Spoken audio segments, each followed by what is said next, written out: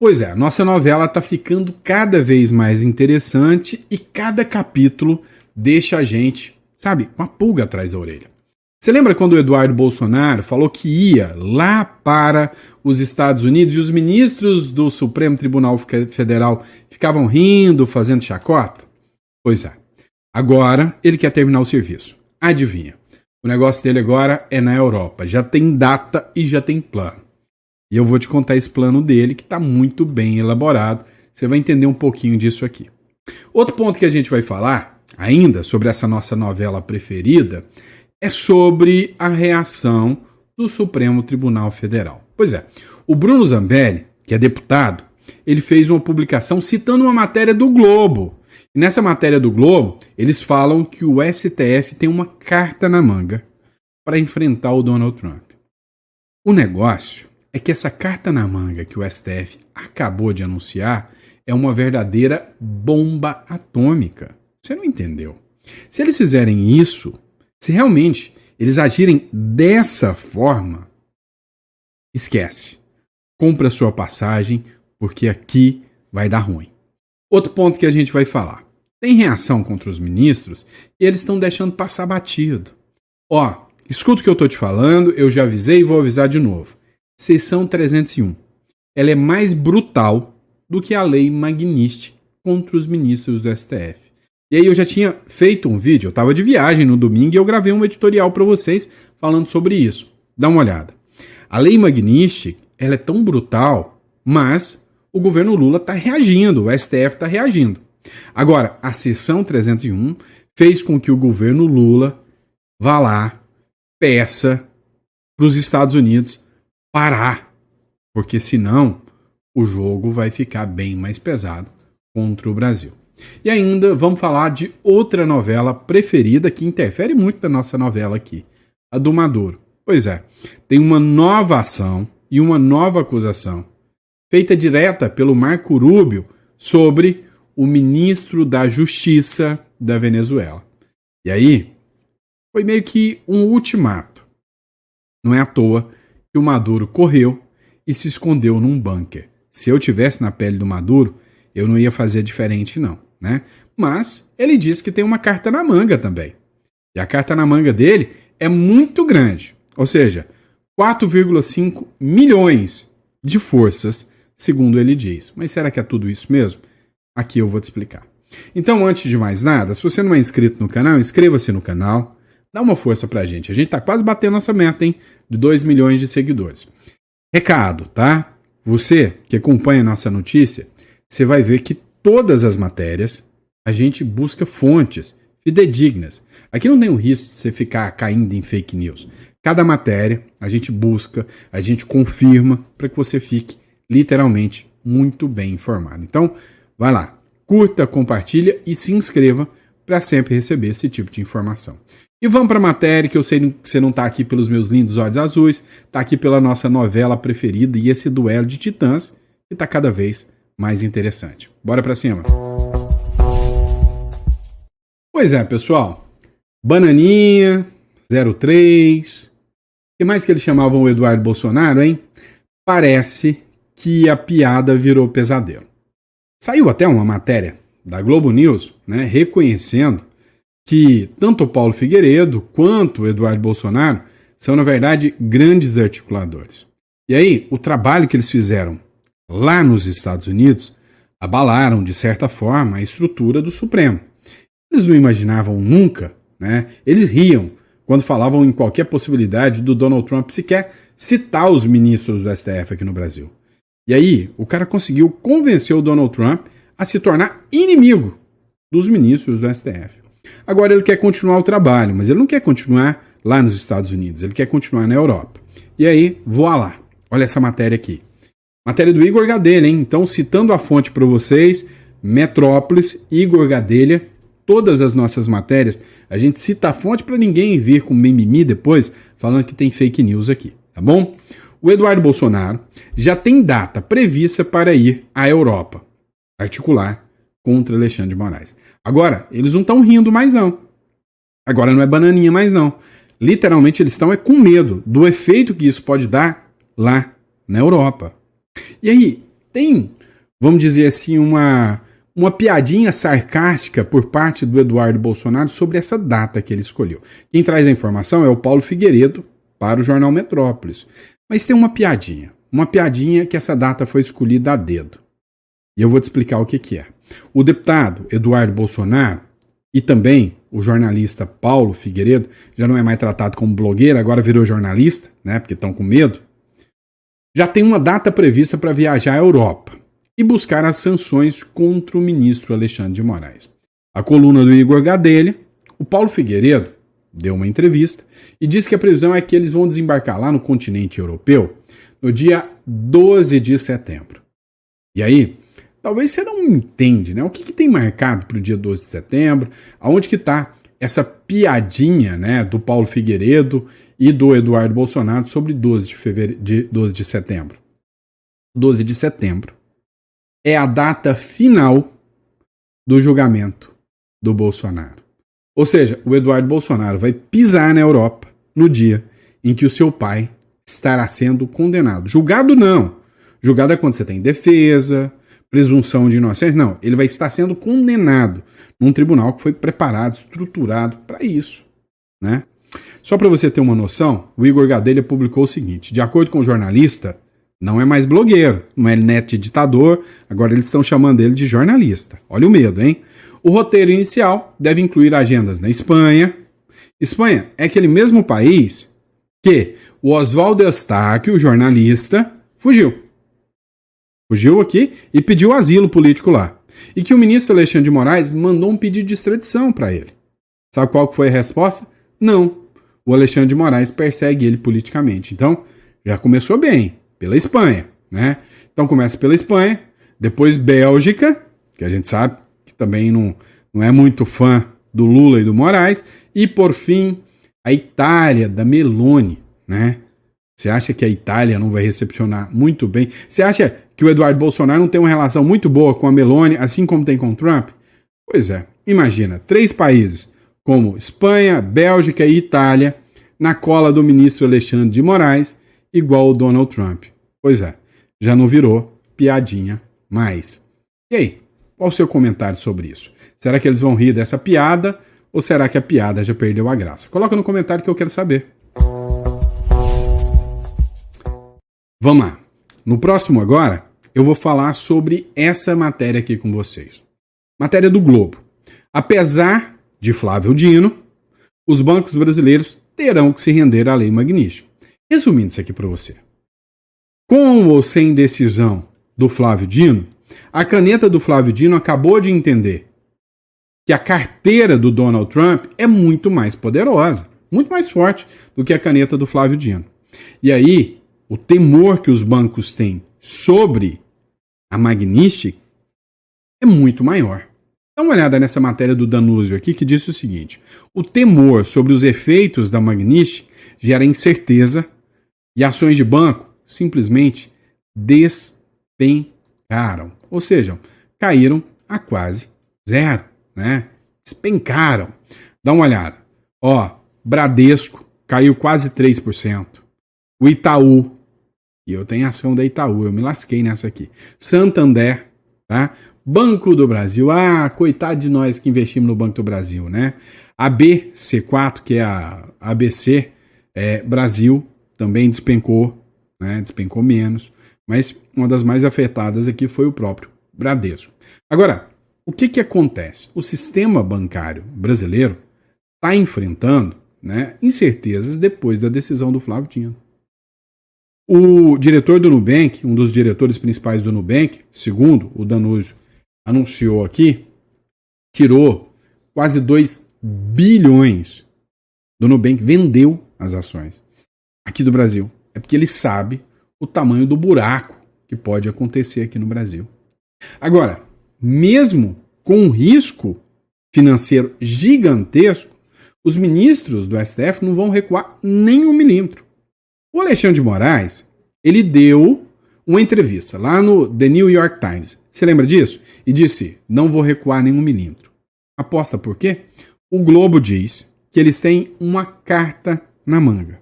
Olha essa matéria do Globo aqui, que foi publicada pelo Bruno Zambelli.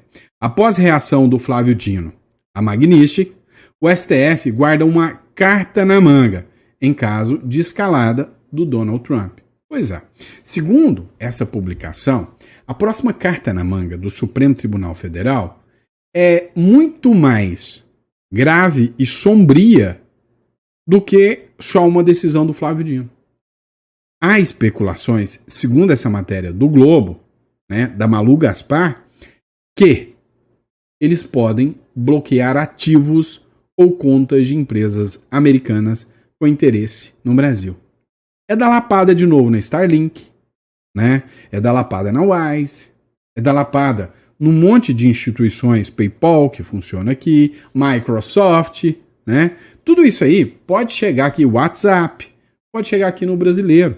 E aí, você consegue imaginar o tamanho da retaliação que o Donald Trump faria se uma medida dessa acontecer? O tamanho da retaliação, o tamanho da provocação que é isso, se os ministros do STF realmente fizerem isso. Não sou eu que estou falando, tá aqui na fonte, ó, matéria do Globo, do Lauro Jardim, ou melhor, da Malu Gaspar, desculpa, para falar que depois eu não estou citando a fonte. Na prática, são 200 milhões de brasileiros que vão para a forca, vão ser o boi de piranha para salvar 11. Lembra da história do boi de piranha que eu te contei? Que eles sangram um boi, jogam no rio para todas as piranhas irem lá comer o boi. E aí a boiada passa? Pois é, aqui é o contrário. Eles sangram a boiada inteira, jogam a boiada no rio para as piranhas se fartarem ali e os 11 bois supremos passam enquanto a gente está aqui sangrando. Deu para você entender o tamanho da pancada? Vamos lá. O Poder 360 também fez uma publicação nesse sentido. A estratégia do STF para os Estados Unidos. Olha a doideira. Não, eu vou até ampliar para vocês lerem.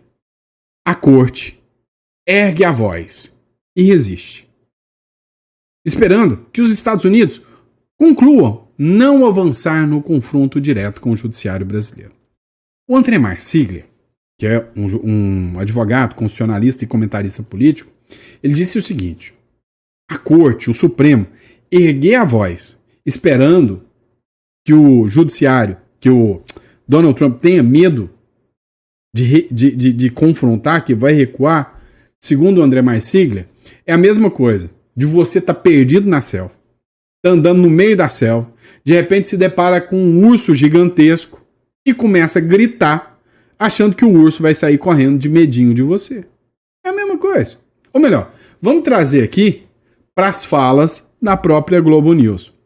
É a mesma coisa de um mico que pesa aí 500 gramas, começar a gritar perto de um gorila de 500 quilos e achar que vai fazer o gorila correr, né?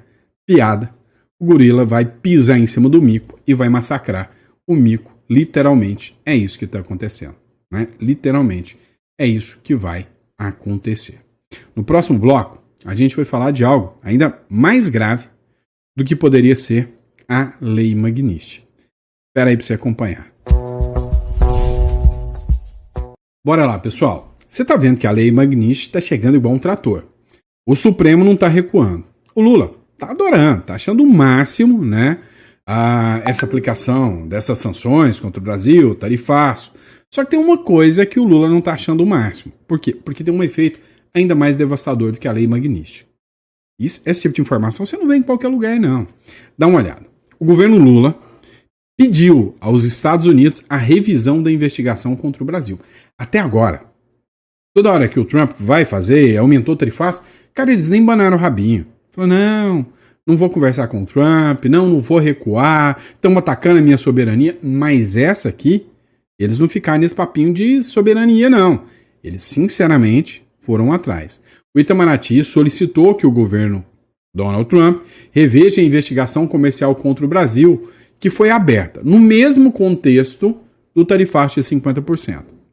Você precisa entender que eles não pediram a revisão do tarifaço, mas dessa investigação eles pediram. Pois é, aqui eu estou falando na seção 301, que muita gente está nem falando muito, mas você precisa entender. Uma pessoa que chamou a atenção, e eu sempre cito os créditos aqui, é uma moça que se chama Bárbara, do canal Te Atualizei. Ela fez uma publicação que realmente me fez refletir sobre as sanções da 301. Dá uma olhada nisso aqui. Né? Tá mais poderosa do que a bruxa do 71. É a sanção do 301. Dá uma olhada. Nada é tão ruim que não possa piorar. Até agora, essa frase foi muito bem utilizada contra a direita, né? Para a direita, nada estava tão ruim que não pudesse piorar. A gente só levava pau, né? Só pancada. Mas olha só, nessa publicação da Bárbara, ela escreveu: mas pela primeira vez em anos, eu não estou falando da situação da direita, não. Nada está tão ruim que não possa piorar para a próxima, para a própria esquerda. A gente falou com vocês, né?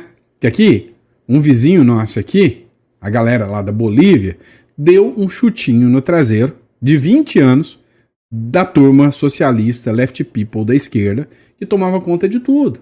E aí veio o povo e vral, colocou no segundo turno 2 caras da direita, que é para deixar bem claro que é para a esquerda não voltar nunca mais. Já assustou. Agora, o Trump tá querendo pegar o Maduro pelo colarinho e mandar ele pro mesmo lugar que foi o Saddam Hussein. Pois é. Agora, tem outra coisa pior que tá pegando aqui dentro do Brasil. A sanção da seção 301. Dá uma olhada no que a Bárbara escreveu. Enquanto todo mundo fala da Lei Magnitsky e dos mais médicos, que já está relacionado a 301, uma das bombas silenciosas está vindo dos Estados Unidos. A investigação da seção 301 contra os poderosos do Brasil. O que está em jogo para você entender? As sanções comerciais, bloqueio de contas, punições para quem sabotou investigações de corrupção, como a da Lava Jato. Opa, peraí, então vamos entender? A Lei Magnitsky, ela trata de violações dos direitos humanos, e aí as sanções são sanções políticas, né? São sanções que vêm com bloqueio de contas e tudo, mas são sanções políticas que expõem uma discussão meio sobre violação de direitos humanos. Aqui nós estamos falando de corrupção e crime pesado, que pode levar a gente para a cadeia. Adivinha? O STF está bem no centro disso. As decisões que anularam provas, soltam condenados e protegeram corruptos agora podem ter um preço alto a ser pago. E esse preço não vai ser pago em real não, meu irmão. Vai ser pago em dólar. Magnitsky. Matérias antigas, investigações censuradas e até compra milionária de imóveis no exterior já estão no radar. E se confirmarem, a Magnitsky vai morder forte. Mas não é só isso. Dá uma olhada no Mais Médicos. Não é sobre direitos humanos, é sobre liberdade. A acusação que se tem é literalmente de trabalho escravo para fomentar ditaduras. Você tem noção que se isso se confirmar, falar que o Brasil violava acordos comerciais para manter alianças com ditaduras utilizando de trabalho escravo? Caramba, o negócio vai pegar. Isso da cadeia. Os Mais Médicos foi a mão de obra escrava para sustentar ditaduras em pleno anos 2000. Nós literalmente financiamos a ditadura cubana através da exploração da mão de obra exportada por Cuba. Os ministros podem tentar até uma saída honrosa, mas se condenarem Bolsonaro antes de uma anistia, podem dizer adeus a viagens internacionais e até ao próprio dinheiro. Também vamos falar de censura, né?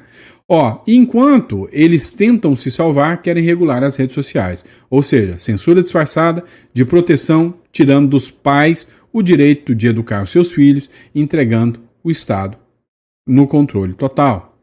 A pior ditadura é a ditadura do Poder Judiciário. Contra ela não há a quem recorrer. O Brasil vive uma ditadura do Judiciário. É por isso que nós precisamos estar informados e preparados, unir e resistir.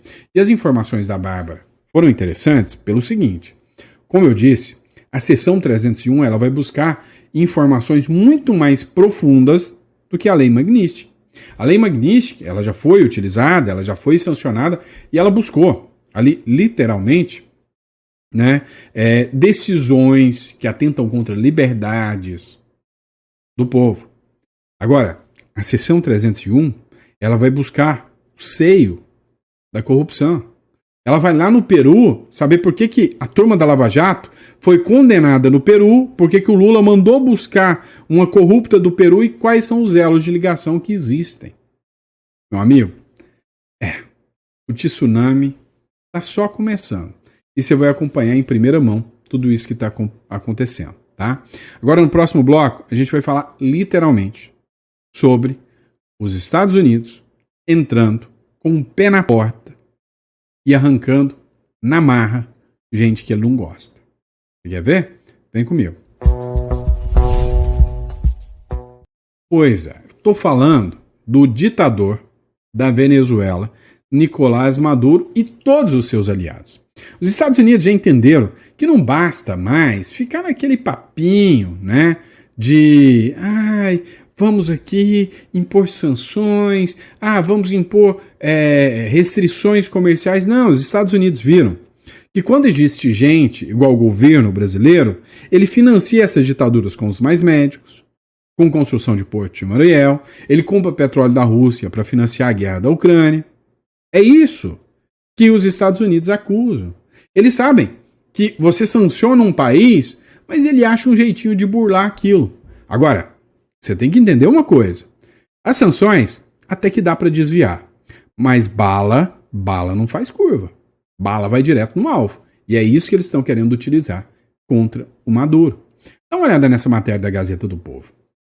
Os Estados Unidos acusam o ministro da Justiça da Venezuela e sua gangue, chamou de gangue, criminosos, bandidos, de destruir o país e anunciam sanções. O governo dos Estados Unidos acusou nesta segunda-feira o ministro do Interior e Justiça da Venezuela, que é o Diosdado Cabello, né, e a sua gangue de destruir o país, prolongado pela terceira semana a troca de recriminações após elevar para 50 milhões a recompensa por informações que levarem à prisão do Maduro. E aí, quem fez essa acusação foi o Marco Rubio, né? E o Christopher Landau. Foram os dois que fizeram uma publicação na Rede X e declarou que Cabello e sua gangue de criminosos brutais, em referência, né, ao povo, em referência, né, aos aliados do Maduro, que eles destruíram o país. E aí, o próprio Christopher Landau disse que ele não passa de dezembro.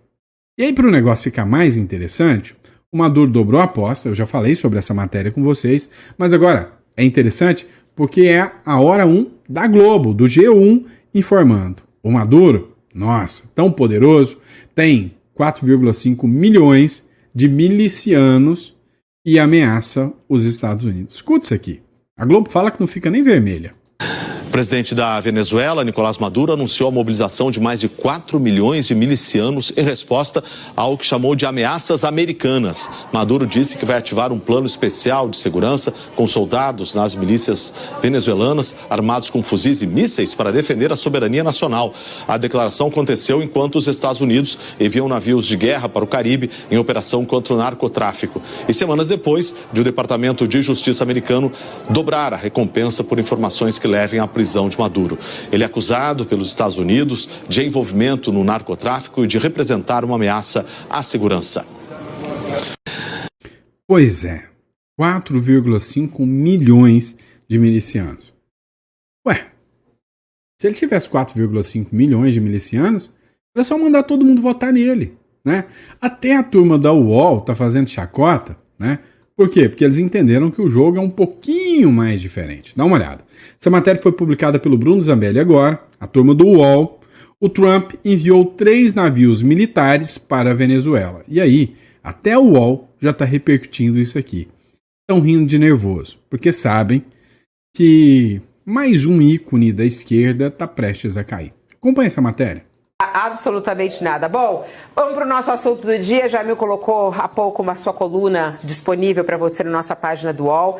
que já está entre as mais lidas e que tem a ver com mais uma ação de Donald Trump.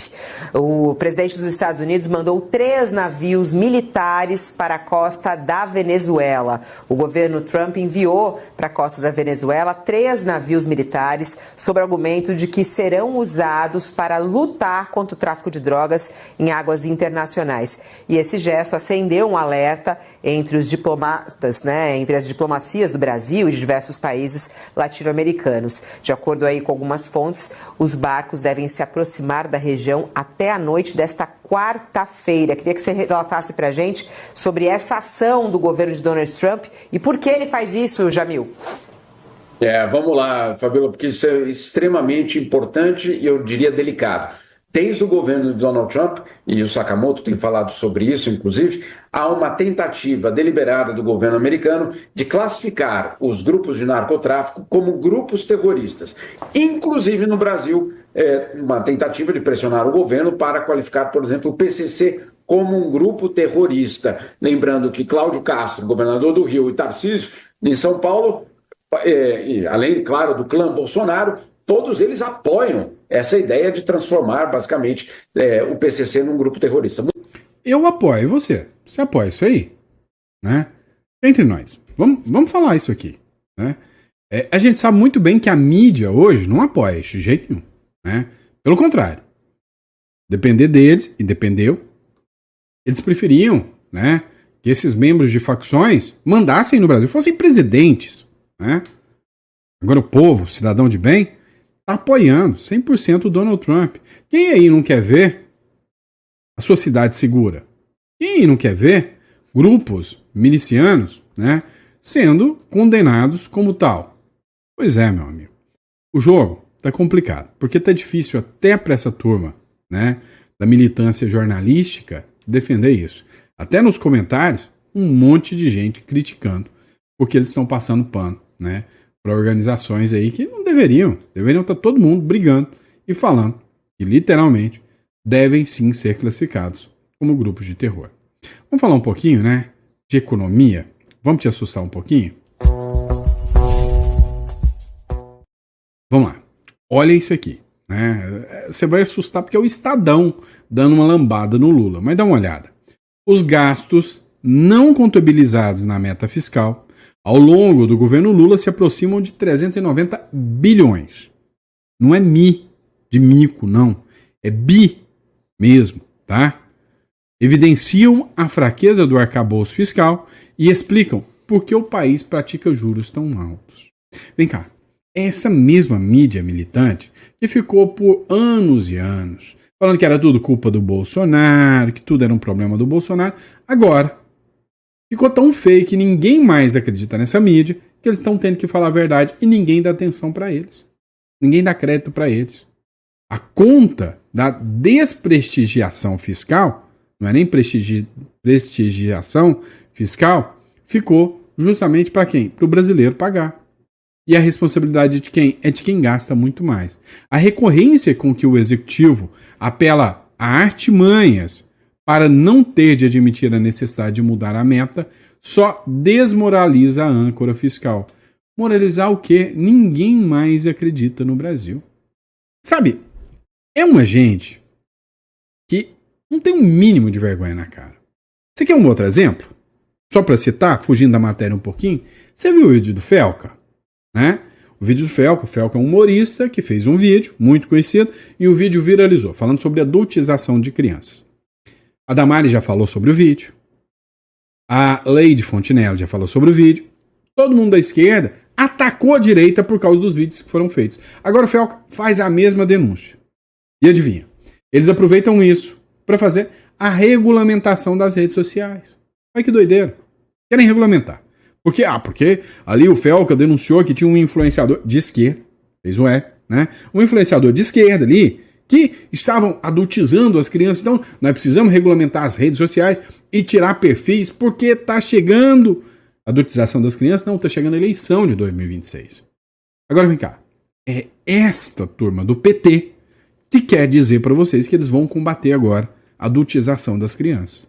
Você viu essa matéria do Paulo Matias? Caiu aqui, ó. Dá uma olhada. O ex-tesoureiro do PT no Mato Grosso, foi preso. Por quê? De menores. Você sabe o que eu tô falando, né? Não vou falar isso aqui, não. Pode ter criança aí, mas de menores. Abusou, né? O ex-tesoureiro do PT, em Mato Grosso, foi preso na manhã desta segunda-feira em sua casa, no bairro Jardim Paulista, em Cuiabá. A ação ocorreu após a expedição de 2 mandatos judiciais, decorrente de sua condenação a 15 anos e 2 meses de prisão, em regime fechado pelos crimes de abuso sexual e vulnerável contra menores. Eu vou evitar falar aqui a palavra aqui. Uma das vítimas é sobrinha de sua ex-companheira, né? Então, assim, gente, essa gente que vai regulamentar as redes sociais porque estão defendendo a não adultização das crianças. Te convenceu? Não, né? Duvido. E é isso, pessoal. Obrigado pela confiança, pela credibilidade. Se você gostou do editorial, né, se as informações foram relevantes para você, coloca no comentário. Eu fiquei até o final, gostei. Você pode me ajudar compartilhando também. Faz o seguinte, pega aquela sua amiga petista, aquele seu amigo petista que é chato pra caramba, quem sabe esse vídeo pode converter ele, manda pra ele e fala, esse cara falou de você no final do vídeo. Só pra ele ficar com raiva mesmo, né? Pra ele assistir o vídeo inteiro, só pra ele chegar até o final e ver eu pedindo pra ele colocar que gostou no final, tá bom? Dá uma força compartilhando o vídeo aí. Outra questão também. Vamos entender que o Brasil tá passando por um momento difícil. Eu recomendo que você tenha um plano B pra tudo isso aqui. E aí, um plano B seria você ter uma residência fora. Imagina, o pessoal do 8 de janeiro, por exemplo. Se eles simplesmente tiveram numa manifestação que deu errado, ou aquela loucura, tiveram que fugir. Fugiram como clandestinos, como imigrantes ilegais. Alguns estão até presos na Argentina. Imagina se eles tivessem buscado uma residência fiscal fora, se eles tivessem um lugar para recorrer. Você deve ter acompanhado, né, que alguns países já até rejeitaram o pedido de extradição. Por quê? Porque essas pessoas são residentes de outros países. Então, se isso é interessante para você, você vai clicar aqui na descrição ou vai mandar uma mensagem aqui para o celular, tá? E a gente vai falar exatamente sobre como buscar a internacionalização. Hoje eu recomendo muito o Uruguai. Tá aqui na descrição. Um país rápido, barato, e você conseguir uma segunda residência e cá entre nós. Um país com índices de segurança jurídica, segurança pessoal, um lugar para cuidar e criar da sua família, com índices bem mais interessantes do que aqui o Brasil, tá bom? Só entrar em contato. Grande abraço e eu vejo vocês no próximo editorial. Grande abraço.